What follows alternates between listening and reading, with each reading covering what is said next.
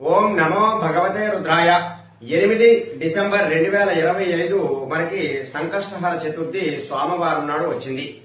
ఎవరైతే ఉద్యోగంలో ఎక్కువగా స్థిరత్వం లేనటువంటి వారు, ఉద్యోగంలో ఏదైనా ఇబ్బంది జరుగుతుంది అంటే ఉద్యోగం పోతుందేమో అనేటటువంటి భయంతో ఉన్నవారు ఈ సంకష్టహర చతుర్థి నాడు వెండి గణపతికి మీరు పాలతో అభిషేకాన్ని చేసుకోవాలి.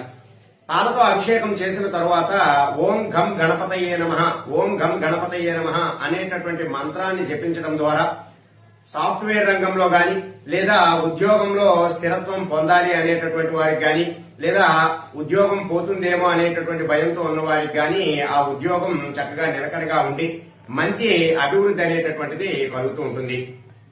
అలాగే ఈ యొక్క సంకష్టహర చతుర్థి రోజు ప్రతి ఒక్కరూ కూడా ఆ గణపతికి ఉండ్రాలను నైవేద్యంగా సమర్పించాలి. 21 ఉండ్రాలను సమర్పించి అలాగే కొబ్బరి నూనెతో దీపాన్ని వెలిగించాలి. అలాగే గరిక నీళ్లతో అభిషేకం చేసినా సరే ఈ సంకష్టహర చతుర్థి సోమవారం నాడు గరిక నీళ్లతో అభిషేకం కనుక చేసినట్లయితే ఖచ్చితంగా వారి యొక్క పూర్వీకుల ఆస్తి అనేటటువంటిది వచ్చే అవకాశం ఎక్కువగా ఉంటుంది.